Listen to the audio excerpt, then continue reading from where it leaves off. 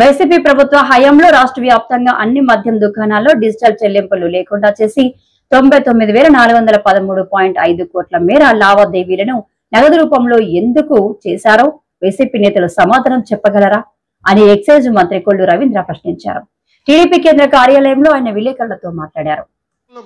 కేసులు మర్చిపోతాం కాదు,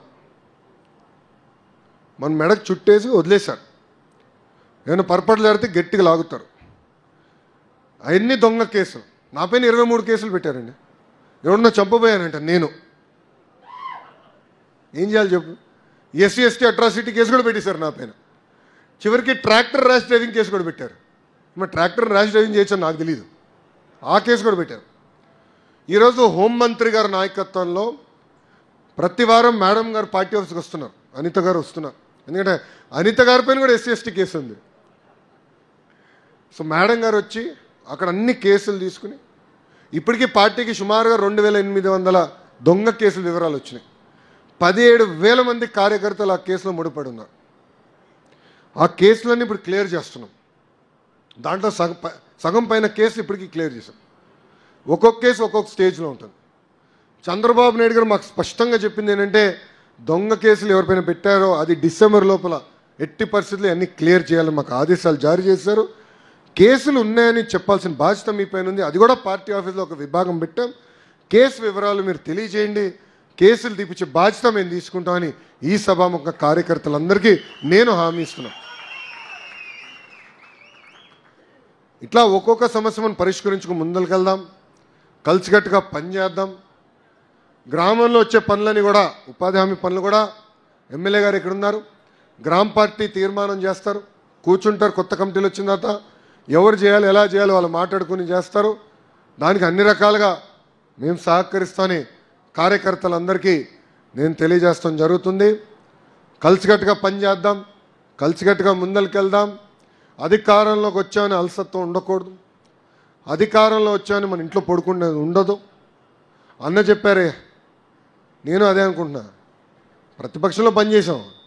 ఎందుకు పనిచేసామంటే ఇంకెక్కువ పని చేసినాక పని చేసినట్టున్నాం.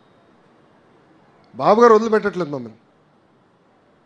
నిన్న మమ్మల్ని రాత్రి 11ంటికి వదిలిపెట్టాడు ఆయన. నేను రాత్రి 11 అయింది. ఇది మాకు బాబు గారు వచ్చి పడుకుని 1 గంట అయింది. మమ్మల్ని 11ంటికి మీరు వెళ్ళండి, లేట్ అయిందన్నారు. వెళ్ళి భోంచేయండి అని చాలా స్మూత్గా చెప్పాడు ఆయన. 11 వరకు పాలిట్ బ్యూరో అయింది. దాని తర్వాత మహానాడు రివ్యూ అయింది. ట్రైనింగ్ ప్రోగ్రామ్కి వెళ్ళారు ఆయన. తెలంగాణలో భద్రాచలంలో మన టీఎన్టీయూసీలో యూనియన్ కలిస్తే వాళ్ళతో మీటింగ్ చేశాడు ఆయన. ఇట్లా పనిచేస్తున్నారు. ఆయన తాపత్రయం కూడా ఒకటే, పొలిటికల్ గవర్నెన్స్ ఉండాలా. గతంలో అధికారంలోకి వచ్చినప్పుడు కార్యకర్తలు దూరం అవుతున్నాం, అట్లా జరగకూడదు. కార్యకర్తల దగ్గర ఉండాలి, మనోభావాలు తెలుసుకోవాలి, సమస్యలు పరిష్కరించుకోవాలనేది ఒక లక్ష్యంగా పెట్టుకుని మేము అందరం పనిచేస్తున్నాం. మేము కూడా మనుషులమే, లోకేష్ మనిషే. 10 నిర్ణయాల్లో 3 తప్పవుతాయండి, 3 తప్పవుతాయి.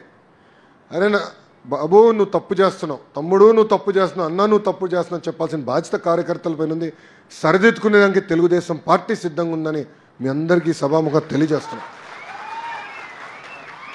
అంతేగాని ఆలక్క అనేది ఉండకూడదండి. కష్టపడదాం, తృప్తి కలుగుతుంది. ఎందుకు చెప్తున్నా అంటే, మొన్న మురళీ నాయక్ అంత్యక్రియలకు వెళ్ళారు. వాళ్ళ తండ్రి శ్రీరామ్ నాయక్ని కలిసినప్పుడు వాళ్ళ అన్న తమ్ముళ్ళని పరిచయం చేస్తూ నేను వాళ్ళతో మాట్లాడితే ఒక ఆయన అన్నాడు, నేను ఎక్కడ పనిచేస్తున్నారన్నా అంటే, నేను కియాలో పనిచేస్తున్నాను బాబు అన్నాడు. గర్వంగా అనిపించింది. ఆనాడు ఒక ఇత్తనం వేస్తే ఈ స్థాయికి వచ్చిందే, అది తెలుగుదేశం పార్టీ గొప్పతనం. మన ప్రాంతానికి అభివృద్ధి చేయాలి, అందరం కలిసికట్టుగా పనిచేయాలి. మన ప్రాంతానికి సోలార్ విండ్తో పాటు ఇతర పరిశ్రమలు తీసుకురావాలని నాకు బాగా తెలుసు. తీసుకొస్తాం, హోంవర్క్ చేస్తున్నాం, చాలా కష్టపడుతున్నాం. ఎవరు లైట్గా తీసుకోవట్లేదు.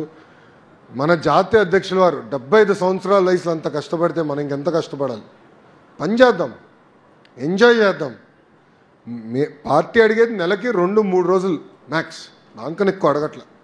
ఆ 2-3 రోజులు ఇచ్చిన బాధ్యతలు నిర్వహిద్దాం, సరదాగా చేద్దాం, నవ్వుతూ చేద్దాం, బాధ్యతగా చేద్దాం, కలిసికట్టుగా పని చేద్దాం. ఏదైతే ఒక లక్ష్యంగా పెట్టుకుని రాష్ట్రాన్ని అభివృద్ధి చేద్దాం అనుకున్నాం, సంక్షేమం అందజేద్దాం అనుకున్నామే, అది కలిసికట్టుగా చేయాలని ఇక్కడున్న కార్యకర్తలందరూ నేను కోరుకుంటూ చివరిగా మళ్ళీ నేను మీ అందరికి విజ్ఞప్తి చేస్తున్నాం. అధికారం వచ్చిన అజం ఉండకూడదు. అధికారం వచ్చింది కనుక అన్నీ ఉంటాయి ప్రశాంతంగా ఉన్నాను అనుకోకూడదు. అధికారంలో ఉన్నప్పుడు కూడా ప్రతిపక్షంలో ఉన్నట్టే వ్యవహరించాలి, వదిలిపెట్టకూడదు. ఒక చిన్న ఇష్యూ అయినా, ఒక చిన్న సమస్య అయినా సీరియస్గా తీసుకుని